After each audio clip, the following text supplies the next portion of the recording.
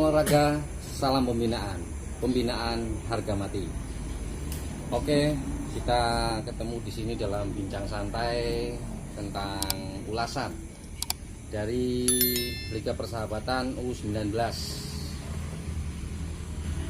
dimana sebelumnya perkenalkan dulu, saya Nanang Iwanusopa, dan ada samping kanan saya Eka Bil Ma'ruf sebagai ketua FVPSP yang menyelenggarakan U19 ini, dan di samping kiri saya ada Coach Mail dari RCS, dari RCS Menteh. Jadi U19 ini diikuti oleh 12 tim. Kira-kira gimana sistemnya? Mungkin ada dari coach dulu atau dari ketua dulu, silakan. Terima kasih sebelumnya. Untuk U19 sendiri itu diikuti 12 tim, dan dari 12 tim itu kita bagi menjadi 4 grup, di mana masing-masing grup pada babak penyisian itu pertandingannya itu menggunakan sistem home and away. Sedangkan pada babak putaran keduanya kita menggunakan sistem gugur. Alhamdulillah sampai dengan hari ini, kemarin kita sudah menyelenggarakan semifinal, dan insya Allah besok kita akan menyelenggarakan final di lapangan Asparagus, Pekalongan Poncol. Oke. Dan kita sudah mendapatkan dua finalis yaitu RC Combat Tirto dan Distrik Medono. Sebenarnya menarik sekali ketika kemudian ini ternyata mempertemukan dua tim yang semuanya dari barat. Dari Pekalongan Barat semua. Padahal di semifinal kemarin masih ada perimbangan ya. Perimbangan antara Poncol FC Timur, perwakilan dari Timur melawan Leo. Melawan RC Combat dari barat. Dan Leo dari Kerapiak Utara, mewakili Utara, melawan Distrik Medono. Dan skornya adalah 1-1 Poncol, dan menang penalti dari Combat dengan skor 4-2 pada saat adu penalti. Kemudian Leo sendiri lah ini yang bikin menariknya ini. Dengan Distrik ternyata hasilnya adalah 3-0. Jadi benar-benar kejutan-kejutan. Diprediksi Poncol itu kalah telak. Ternyata bisa mengimbangi bahkan sampai adu penalti gitu. Kira-kira sedikit saja lah sebelum kita kemudian bedah tim di final ini, sedikit saja ulasan dari coach ini. Kira-kira gimana komentarnya tentang Leo dulu. Leo yang sebenarnya ini sangat potensial untuk masuk, seharusnya bisa masuk final gitu. Gimana menurut komentar coach? Untuk Leo sendiri sebenarnya materi tim yang cukup komplit di segala lini. Entah kenapa pada waktu semifinal kayak perubahan strategi yang dipakai coach El Nino itu kayaknya kurang bisa dijalankan pemain. Biasanya itu menggunakan 3 gelandang, 3 depan dan 4 belakang, itu dirubah menjadi 3-4-3 atau 3-5-2. Seperti itu pola yang digunakan. 3-5-2 itu ofensif sekali ya coach ya. Jadi sisi kiri itu membantu pertahanan lebih ke 5-3-2. Lebih turun. Jadi bahkan satu pemain gelandang kunci dari Leo sendiri itu diposisikan untuk mengawal satu pemain yang pergerakannya cukup membahayakan dari tim Distrik itu. Mungkin pembacaannya Coach L adalah pemain Distrik yang ada di sayap kiri itu kunci dari gol dari berarti Distrik motornya serangan dari Distrik ya. Target main Distrik itu adalah sisi kiri. Dan itu kurang diantisipasi oleh Coach L. Ya, itu sudah diantisipasi seperti itu. Cuma memang di lapangan itu strateginya tidak berjalan dengan lancar. Pengamatanku seperti itu. Padahal kalau L berani tarung, saya rasa mungkin ramai di lini tengah kalau pakai pola seperti biasa. Cuma memang kalau dilihat dari statistik Distrik dan Leo, Distrik ini cukup mengejutkan. Mengejutkannya kenapa? Dari penyisihan Distrik itu main kurang greget. Karena apa? Hasil yang diperoleh Distrik adalah yang pertama imbang, yang kedua imbang lagi, yang ketiga menang. Mengejutkan lagi menang 3-0 melawan Central United, menang 3-0. Padahal Central United termasuk materi salah satu tim kuat. Kemudian mengejutkan lagi kalah sama Kusuma berapa 0? 3-0 Mbak? Enggak kalah sama Kusuma. Iya kalah Kusuma berapa 0? Tahu. Si Sebon. Distrik enggak kalah sama Kusuma. Partai terakhir kalah sama Kusuma. Kusuma juara grup. Central United. Iya Kusuma kenapa? Temu Distrik di penyisian grup itu kan menang, kalah. Partai terakhir kan akhirnya Distrik runner up. Oh iya. Itu kan mengejutkan, Distrik sampai kalah, skor kalau nggak salah 3-0 atau 2-0. Iya. Itu cukup mengejutkan juga. Jadi statistik permainan di situ menurun, naik, menurun. Nah, seperti itu. Iya. Nah, apa itu mungkin dari strategi dari timnya sendiri atau memang materinya memang dia disimpan atau gimana? Kalau menurutku itu mereka masih kalau di penyisian masih menemukan formasi. Mencari pola seperti itu. Oke. Nah, sementara Leo itu hanya melakukan 2 pertandingan dengan tim yang sama seperti itu. Yang pertama menang 2-0, yang kedua imbang. Ya, karena tim satunya itu harus undur diri karena suatu hal.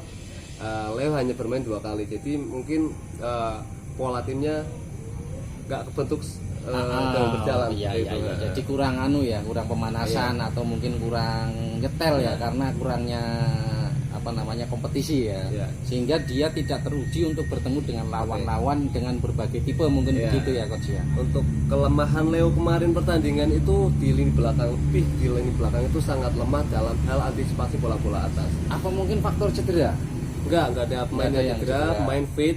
Cuma ketika bola-bola lambung, antisipasi pemain belakang selalu lewat kalau bola-bola atas. Menjadi PR ya, semoga Coach El Nino bisa memperhatikan ini. Tapi walaupun bagaimana kita ucapkan salut untuk Leo tim sudah sejauh ini, dan salut juga buat teman-temannya yang di Leo. Nah kemudian kita ke Poncol ini. Saya tambah gimana? dulu. Coba. Ya silakan. Artinya seperti ini. Leo itu kan punya nama besar ya. Nama besar. Sepak bolaan di Kota Pekalongan punya nama besar. Kemarin itu yang saya lihat apa yang diterapkan oleh Coach Arif. Coach El Nino itu sudah bagus menurut saya, sudah bagus. Artinya dia meredam kekuatan Distrik karena kekuatan Distrik ini kalau bisa saya katakan itu cenderung untuk Iswandi sentris. Yang targetmennya itu tadi yang dikatakan oleh Coach itu ya. Itu dia salah satu motor serangan daripada Distrik. Itu dia terlalu Iswandi sentris. Nah, Coach L mencoba untuk membendung itu dengan seperti yang dikatakan Coach Mael tadi, dengan menempatkan Musyafa itu di posisi kanan dan agak turun ke belakang. Dari pemain yang 352 tadi, formasi 352. Saya kalau formasi kurang begitu memperhatikan karena saya lebih fokus untuk memperhatikan individunya. Jadi perubahan itu ketika Zafa itu harus digeser masuk ke kanan dan lebih cenderung untuk diperbandingkan bertahan dan terutama adalah mengawal dan mempersempit ruang gerak daripada Iswandi.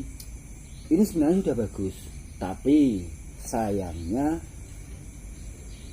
pengganti dari posisi Syafa di tengah atau di wing ini kurang maksimal. Jadi seperti itu, kurang maksimal. Makanya ketika Syafa digeser, ada kekosongan, ada celah-celah di tim Leo yang itu sangat jeli dimanfaatkan oleh pemain-pemain distrik. Salah satunya yang saya lihat kemarin mobilitas dari gelandang bertahan distrik, yaitu kayak Bayu itu bagus, dia mobilisasinya bagus karena melihat celah-celahnya Leo di situ banyak. Posisi yang ditinggal oleh si Shafa ini dimanfaatkan, benar-benar dimanfaatkan oleh gelandang-gelandang daripada distrik. Makanya menit-menit awal Imbang. sampai dengan babak pertama pertengahan itu masih bisa mengimbangi. Tapi ketika sudah babak pertengahan ke belakang itu sudah mulai kelihatan kacau. Dan Coach L membaca itu ketika distrik mampu menciptakan skor menjadi 1-0. L membaca itu dan mencoba untuk menutupi ketika babak kedua. Tapi sepertinya ketika menutupi babak kedua ini ada pola yang berubah lagi. Pola tetap berubah ketika Shafa didorong lagi babak kedua untuk masuk ke gelandang itu, tapi menurut saya sudah telat karena posisi Leo harus mengejar, menata ulang, mencari formasi yang tepat. Jadi chemistry-nya juga mulai memudar, sedangkan distrik ini semakin on fire. Semakin semangat. Salah satu yang membuat artinya yang sedikit mengangkat blunder orang. Sedikit blunder dari pemain belakang Leo yang kurang bisa mengantisipasi bola-bola atas, karena beberapa peluang daripada distrik itu cenderung untuk diciptakan oleh peluang diciptakan oleh blunder daripada pemain belakang Leo. Sendiri yang tadi Coach Mayu bilang titik lemahnya itu di pertahanannya Leo sendiri ya. Seperti itu. Iya. Termasuk juga Leo juga kurang beruntung karena beberapa kali saya hitung ada 3 kali itu shot on goal-nya Leo itu mengenai mistar. 3 kali. Jadi 3 kali mengenai mistar. Ini Dewi Fortuna kayaknya sedang menjauh dari singa Krapia kayaknya, dari Leo lagi menjauh. Jadi seperti itu. Kalau artinya memang ketika kemudian peluang shot on goal itu bola kena mistar, mungkin semangatnya bisa jadi. Ya. Kalau mungkin bisa menyamakan kedudukan dulu, mungkin moral pemain naik, ceritanya mungkin akan berbeda. Tapi oke, apapun itu Dewi Fortuna sah-sah saja dalam sepak bola, tetapi hasilnya tetap 3-0 dan tentunya selamat untuk distrik. Oh ya, pelatihnya distrik Coach belum Wahyu. Kita sebut Coach Wahyu. Itu Coach Wahyu ya. Jadi lumayan jeli juga ya. Coach Wahyu dia, kalau bagi saya melihatnya Coach Wahyu itu tipe pelatih yang smart. Tidak terlalu cool juga. Iya. Okay. Tidak terlalu eksplosif seperti Mourinho yang teriak-teriak gitu, enggak ya? Dia tidak terlalu arogan, tidak terlalu mengintervensi pemainnya. Dia hanya sepatah 2 patah teriakan, tapi itu kuncinya di situ. Jadi dia lebih untuk mengeksplor, terserah pemainnya di lapangan seperti apa, instruksi dari samping itu sudah jelas. Dan tentunya pemain-pemain sudah ada chemistry sehingga mereka bisa paham apa yang dimaui oleh Coach Wahyu. Seperti itu. Oke, cukup. Sekarang kita beralih ke semifinal kedua, yaitu Poncol FC dan RC Combat. Ini juga kejutan juga, menarik juga, karena di beberapa grup-grup yang kita dengar tentunya Poncol ini agak sedikit underdog. Walaupun kita sebutnya kuda hitam juga, karena kan Poncol juga kan itu sudah masuk kepada runner up ya, lolos sebagai runner up. Juara grupnya Putra Pelopor, dan Putra Pelopor sendiri ternyata juga tidak lolos sampai ke semifinal, kalah sama distriknya. Oke, jadi Poncol ini, dan menariknya padahal bermain di lapangannya sendiri yang sudah akrab di mereka. Kira-kira dari coach, dari ketua dulu ini, Saya dulu atau apa Mas faktornya? Mail dulu? Gantian. Kalau saya lebih menganalisa daripada Poncol FC seperti ini. Oke lah, katakanlah Poncol FC itu bisa dibilang tim underdog. Tim underdog. Iya, Tapi- bisa dibilang tim underdog karena apa? Karena secara kualitas satu memang di bawah kayak Pelopor FC, Iya. di bawah Materi ya, dari materi Kusuma pemainnya. dari materi pemain itu. Di samping juga materi pemain daripada Poncol FC itu mayoritas dari U17, karena pemain-pemain dari Poncol FC itu lebih banyak pemain-pemain kelahiran 2006, 2005 seperti itu. Walaupun ada 1-2 itu kelahiran 2002, 2003. Oke. Itu mayoritas itu. Tapi jangan heran, Poncol ini memang dari U17 pemainnya ya itu. Mereka sudah dari U15. Coach Susilo ini sudah mempersiapkan pemain ini, udah ikut sama dididik sama Coach Susilo itu udah dari mereka umur 15 tahun, 16 tahun, 17 tahun, dan jangan kaget kalau U19 ini dia bisa memberikan sebuah kejutan, bisa memberikan sebuah surprise yang bagi penikmat sepak bola di Kota Pekalongan itu ya sangat luar biasa lah. Sangat luar biasa.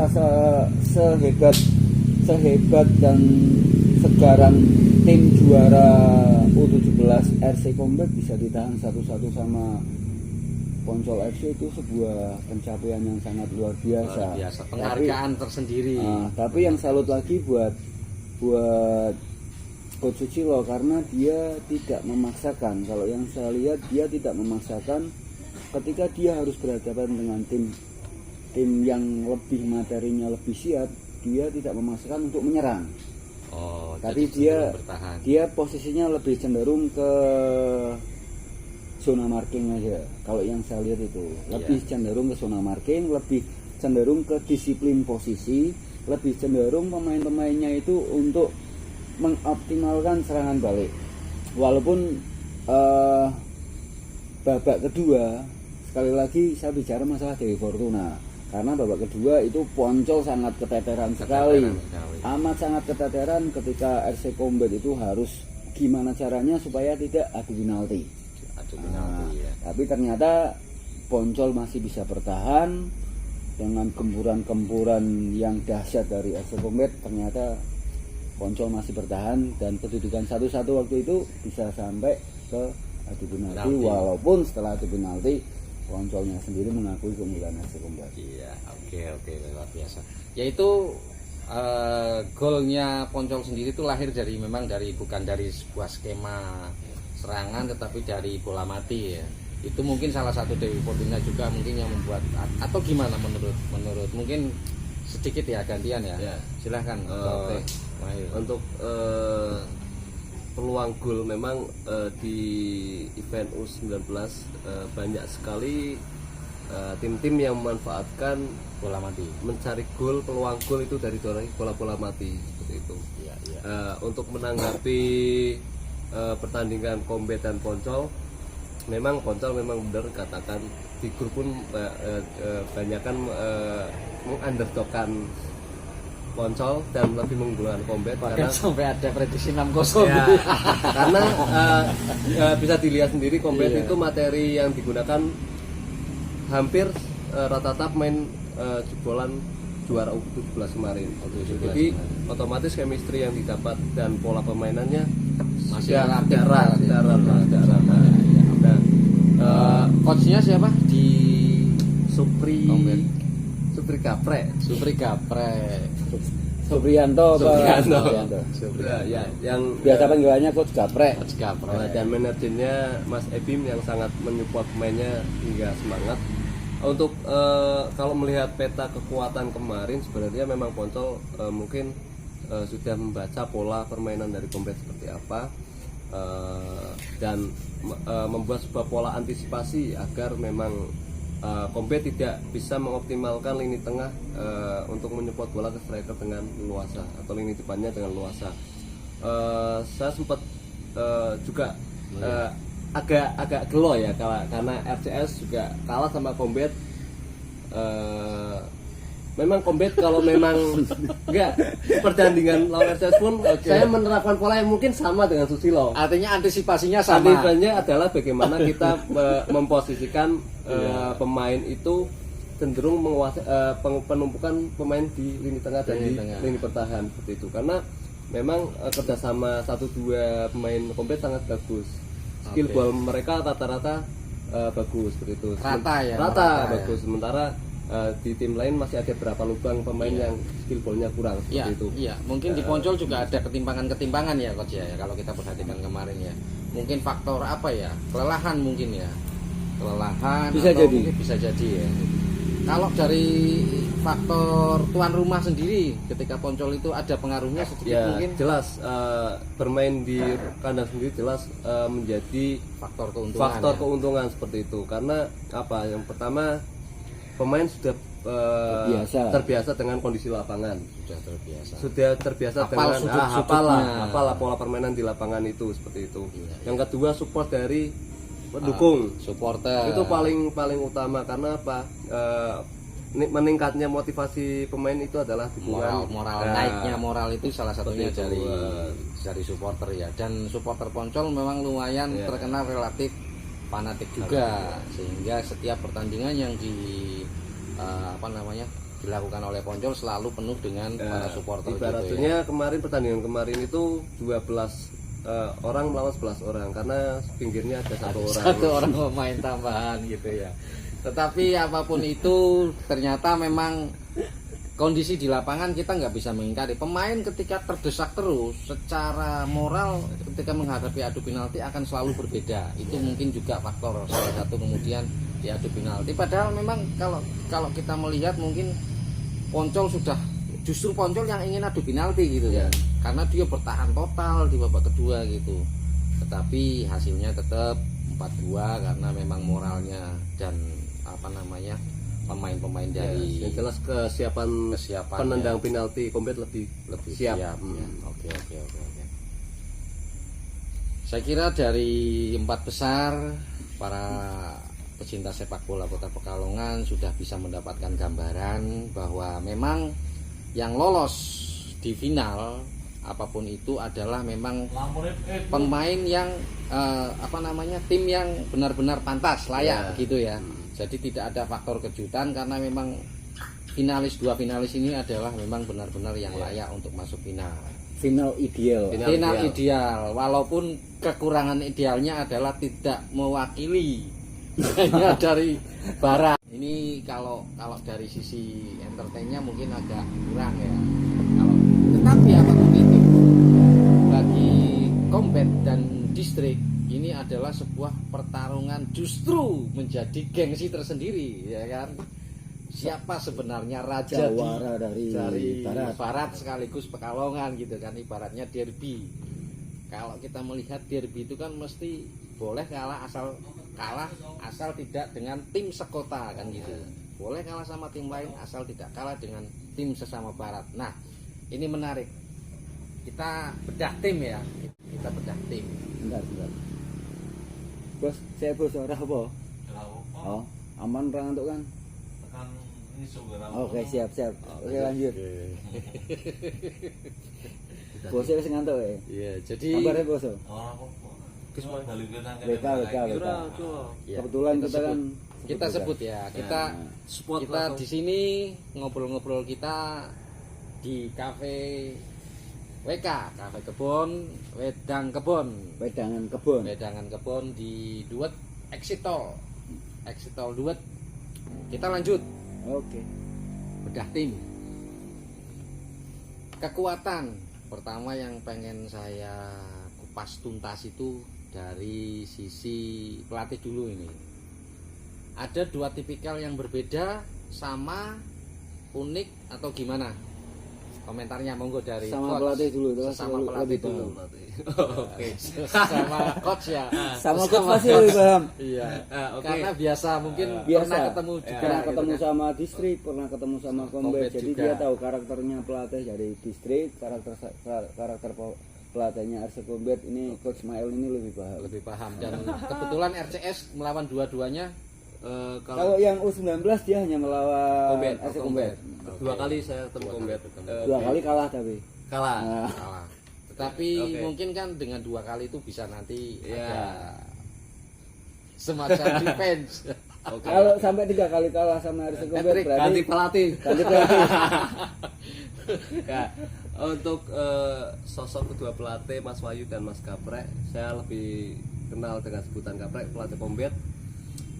Kalau Pak Wahyu tadi sudah lebih dibahas Sedikit tadi ya. bahwa sosok yang slow dan humoris karena dia badut. Iya. Tapi kalau di lapangan tidak menunjukkan, tidak sama tapi sekali. dia bisa menyulap pertandingan. Oh gitu ya. Jadi kalau dia datang itu pertandingan bisa disulap. Bisa disulap. Kalau enggak Ada permainan kecepatan tangan. Ya. Masuk. Benar sekali, dari beberapa pelatih yang memegang U19, mungkin salah satu pelatih yang memang jarang teriak di tengah lapangan, jarang intervensi. Selain Poncol tadi. Selain Coach Susilo. Selain Coach Susilo. Jarang intervensi pemain di tengah lapangan. Ya Coach Wahyu seperti itu. Dia hanya memberikan arahan-arahan di pinggir lapangan dan memberikan pola permainan itu di pinggir lapangan. Ketika ada lubang yang kurang, itu pemain cadangan sudah diarahkan untuk menutupi lubang itu, seperti itu. Dan Coach Wahyu juga pandai merangkai pemain-pemain. Menurut saya, karena apa? Dengan keterbatasan pemain. Dengan berapa pemain itu dari U17 ke 19 itu banyak muka-muka baru di distrik. Jadi dia minimal tahu karakter-karakter pemain yang ada di timnya. Meskipun baru-baru gabung di U19, Coach Wahyu paham karakter Iswandi dia itu. Cocoknya sebagai wing, sebagai back, Ya, dia bisa menginstruksikan Iswandi itu cocoknya bola seperti apa. Terus gelandang harus menyuplai ke depan seperti apa, itu Coach Wahyu paham seperti itu. Nah, untuk sementara Coach Gaprek. Nah, Coach Gaprek ini salah satu coach yang mungkin membuat jebolan-jebolan pemain yang cukup bagus di Kota Pekalongan. Punya pemain-pemain bagus di U19 sendiri. Coach Gaprek mungkin sudah lebih paham kondisi pemainnya, skill pemainnya, naluri pemainnya, siapa yang tepat, dia sudah paham. Karena apa? Pemainnya itu semuanya sudah gabung sama Coach Gaprek sudah lama seperti itu. Jadi dia enak, sudah bisa merangkai pola permainan yang dia inginkan, menerapkan strategi yang dia inginkan. Kalau Coach Gaprek sendiri masih sedikit keras pada pemain, karena kalau misalkan memang terlihat dari berapa kali dia memberikan gertakan kepada instruksi langsung secara kita teriak-teriak di lapangan gitu ya. Itu cukup keras juga seperti itu. Iya, kalau memang ada pemainnya yang tidak disiplin dan tidak sesuai dengan pola yang dia inginkan gitu. Ya, saya rasa dua sosok ini ada dua perbedaan seperti itu, dan saya rasa yang patut kita tunggu adalah bagaimana dua pelatih ini membuat strateginya nanti di final. Kedua coach ini akan melakukan pola seperti apa Jadi kita tunggu aja. Dua tipe pelatih akan bertemu, dua tipe pelatih yang berbeda akan bertemu. Wah, benar-benar final yang menarik ini. Komentar dari ketua FVPSP.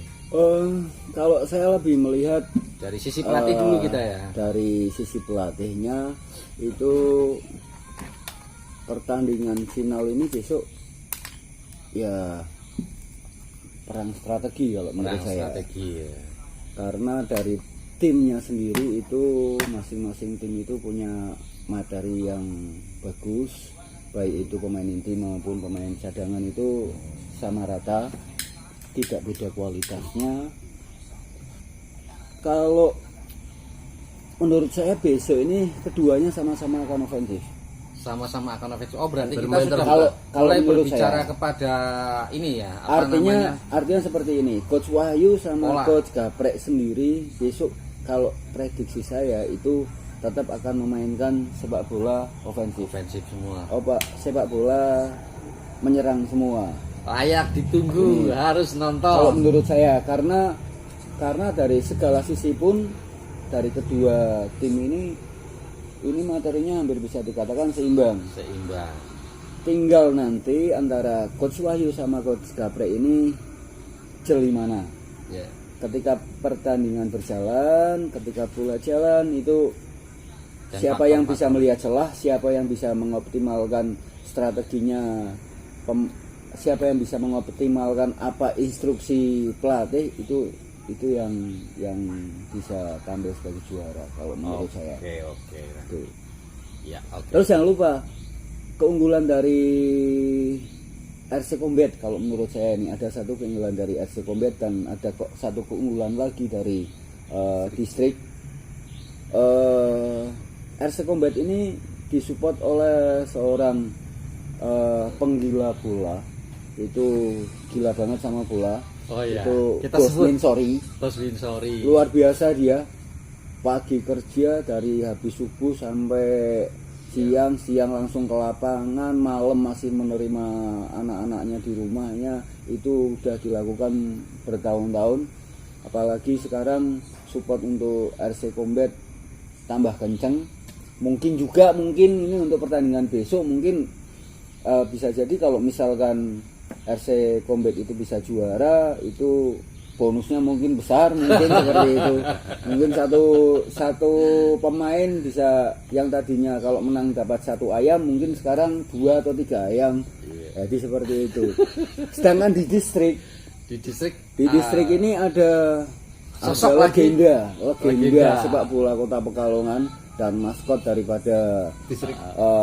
Medono, khususnya Medono. Ini ada figur yang namanya Bang Ahmad. Wah, ini luar biasa. Berarti man behind the scene-nya. Ini behind the scene dari kedua tim ini. Dua tim ini ternyata sosok-sosok yang luar biasa. Bang Ahmad itu dari segi cywarnya itu luar biasa. Dari dia memberikan motivasi itu gamblang, apa adanya, tapi itu mengena. Seolah Memberikan seperti spirit jenderal, yang luar kan? biasa. Ya, Dan ini besok kita patut tunggu kedua man behind of the skin ini.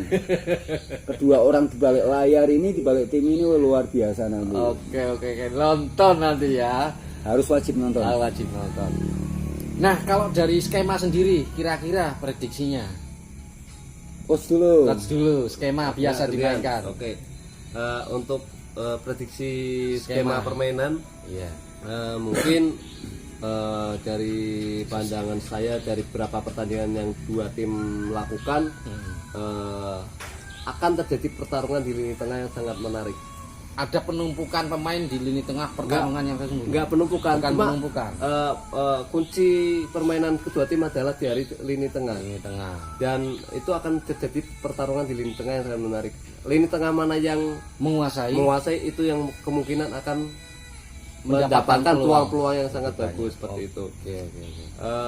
Cuma perbedaannya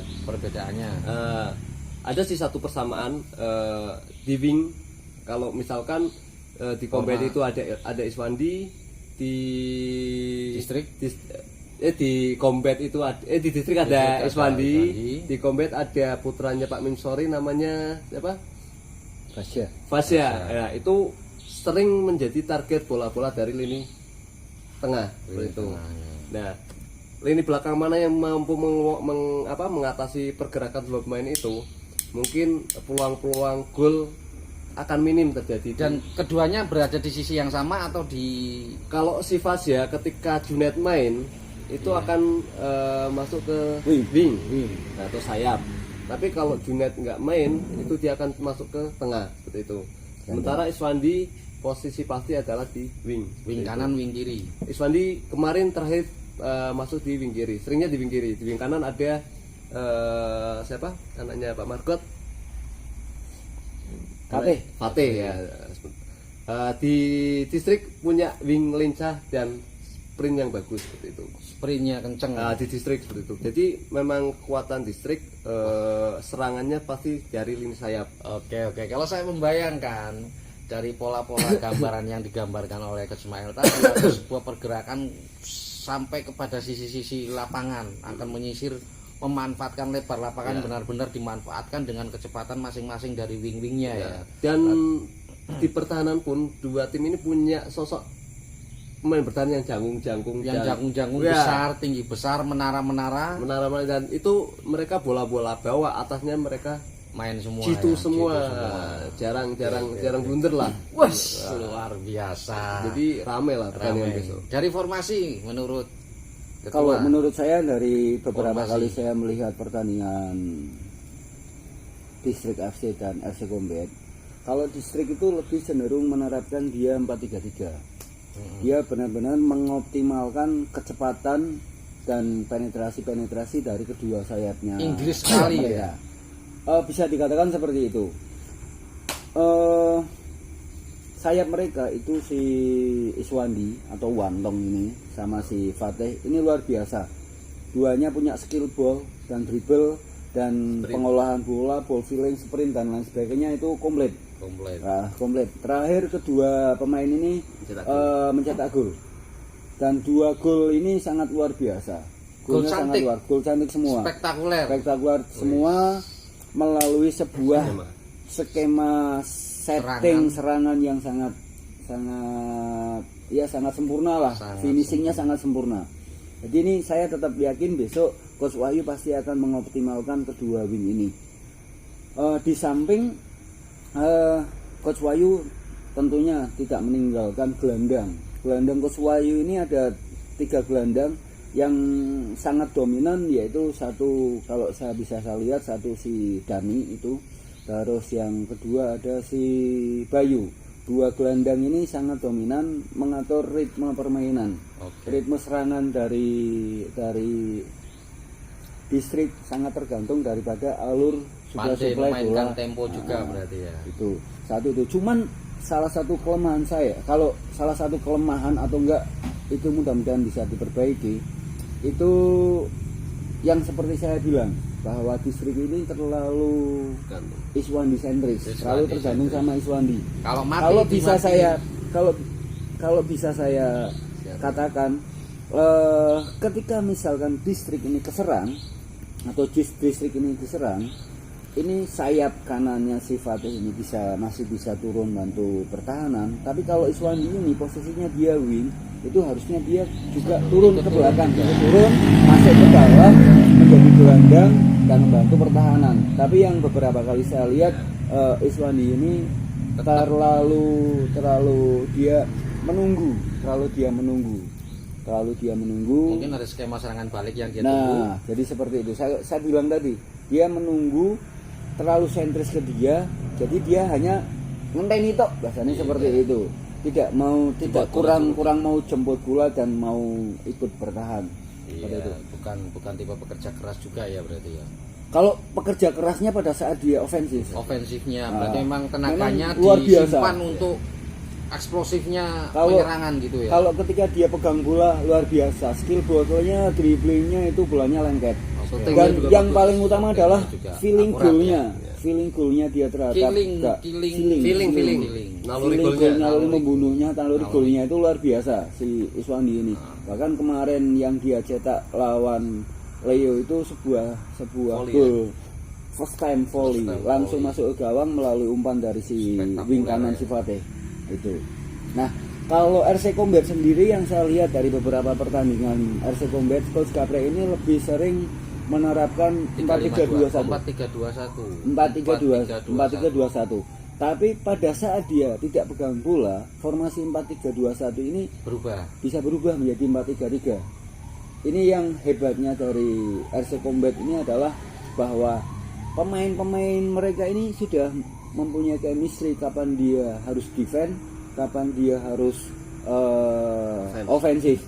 Jadi formasi apa yang dipakai ketika dia defend dan bagaimana ketika ofensif itu sudah benar-benar mengerti, karena beberapa kali saya amati adalah misalkan RC Combat ini dia defend. Dia keserang. Itu dari mulai striker, dari mulai gelandang wingnya itu udah mulai pressing dia, siap untuk pressing.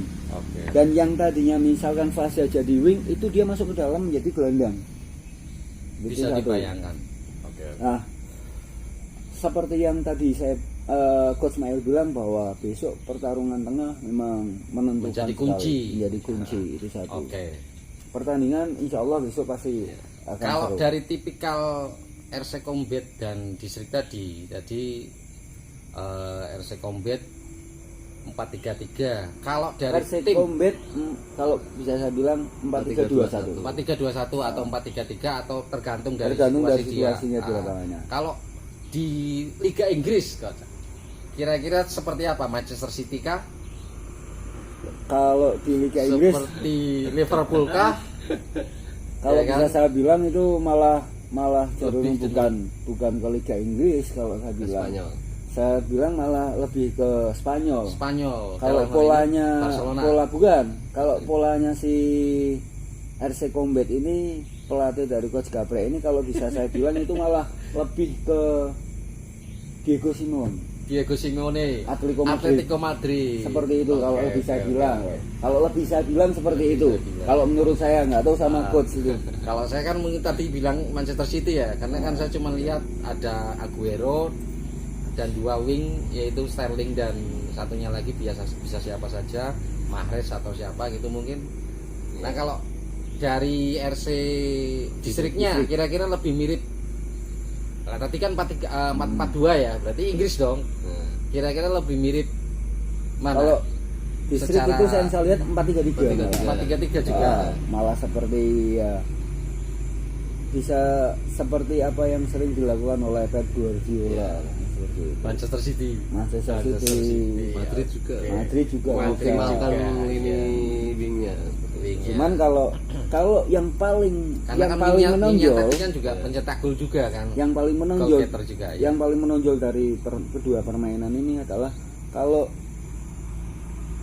RC Combat itu lebih sering dia untuk bola-bola bawah. Dia pendek merapatnya itu bagus. Dia Kayak tiki taka berarti, bukan juga. ya seperti Belum, ya, tapi belum seperti sampai ke level Tiki itu ya. Taka tapi mungkin versi Pekalongan. Versi Pekalongan. Versi Pekalongan, versi Combat. Itu Oh, satu. ternyata itu satu kekuatan juga. Kedua kalau distrik itu bola-bola longnya bagus dia. Bola-bola longnya Dari bagus kan bawah dan dari tengah. gelandang ke wing kanan kiri itu sangat bagus. Relatif komplit ya. Jadi Relatif komplit. besok rame lah. Harus nonton. Harus ditonton. Ya, Harus wajib ditonton. itu. Wajib Ya, ditonton. tambah lagi itu terkait setelah lini belakang, tengah dan depan. Iya. Yang perlu kita amati adalah kiper dari kedua tim. Oh, Nah, iya. Kita bahas.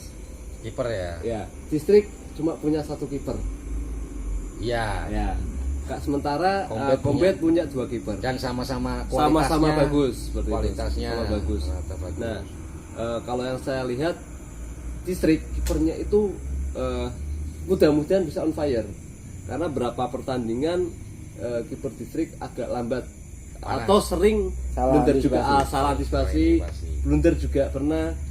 Nah, sementara Combat mempunyai kiper yang cukup berpengalaman atau sepak terjangnya sudah Jam terbangnya jam sudah terbang sudah tinggi. sangat bagus ya, seperti Rio, dan yang satu lagi itu cukup bagus Dan kualitasnya hampir sama. kualitas cuma sama. Nah, yang perlu disiapkan mentalnya adalah di kipernya distrik itu harus benar-benar dikasih arahan agar bisa bermain tenang dan jangan sampai salah antisipasi. Gitu ya. Oke, kalau dari kelemahan sendiri dari kedua tim, dari tadi kan Ya. kita mengunggul-unggulkan kan gitu. Kita juga harus fair dong Ya. bicara kepada kelemahan. Kira-kira apa yang menjadi titik lemah dari kedua tim ini? Mungkin ada sisi-sisi dari cedera pemain atau kartu atau apa mungkin Kalau bisa. kartu insya Allah keduanya kayaknya Sudah kita clear masih ya? aman. Sudah Masih aman aman karena ya. 1-2 aja yang mendapatkan kartu Tidak ada yang kuning. akumulasi. Tidak ada Tidak akumulasi ada karena akumulasi. sudah Cuman untuk RC Combat sendiri itu info yang saya dapatkan itu salah satu gelandang mereka yaitu Junaid. Junaid itu posisinya sekarang udah kerja. Udah kerja katanya seperti itu. jadi ada faktor non teknisnya. Jadi kalau dia mungkin bisa izin pulang atau izin rolling atau seperti apa? Seperti di Biasanya rolling shift ya. Poncil kemarin juga dia Datang terlambat. Iya. Nah, itu mungkin faktor-faktor seperti itu karena Junet ini di tengah motor sekali untuk rohnya RC Combat, bisa dikatakan seperti itu. Di samping ada fascia juga, itu ada Junet. Itu kalau sampai Junet tidak bisa bermain atau kalau sampai Junet itu terlambat akan menjadi sangat timpang sekali bagi tim RC Combat. Untungnya Pekalongan belum kena mafia ya, sehingga bisa Mudah-mudahan kan. Artinya faktor-faktor non teknis kan juga bisa jadi. Insya Allah, ya kan? insya Allah kalau ini kan sifatnya masih pembinaan, Masih tapi kita pembinaan, ya. mudah-mudahan kita jangan sampai ini kita bina tidak hanya skill bolanya, tidak hanya permainannya, tapi kita juga belajar untuk attitude-nya, kita belajar untuk sportivitasnya, kita belajar main bersih. Dan tidak diragukan lagi lah. Untuk distrik sendiri yang saya khawatirkan malah sekali lagi itu Iswan Disentris itu. Satu, jadi itu faktor kekuatan sekaligus juga faktor Karena kelemahan. kalau dimatiin ya udah Dimatikan di double cover. Makanya kemarin selesai, gitu kayak kan. distrik ketemu sama Leo sendiri, itu Coach Arif kan membaca itu. Cuman pemainnya Leo yang lain kurang bisa berfungsi tidak ada di tengah. covering juga, Pengganti daripada secara Mustafa. double timnya juga kurang juga ya. Gimana? Artinya Ada besok komentar? ini pertandingan seperti kerusuhan. Jadi akan ras. artinya Kick and rush, tidak hanya benturan-benturan atau permainan yang keras loh, bukan kasar loh. Bukan kasar. Permainan keras itu pasti besok. Kedua, kenapa saya bilang seperti kerusuhan kayak orang demo? Itu. banyak Pasti akan ribut. Jadi Berteriak meminta bola. ya artinya komunikasi mereka tidak seperti ya anteng-antengan itu enggak, tapi komunikasi mereka Kayak, bagus. iya. Bahkan penonton dengar pun pasti iya. Dari kedua tim pasti itu besok permainan keras, kedua tim semangatnya pasti kenceng. Insya Allah lah kayak besok gak tawuran lah namanya. Ya,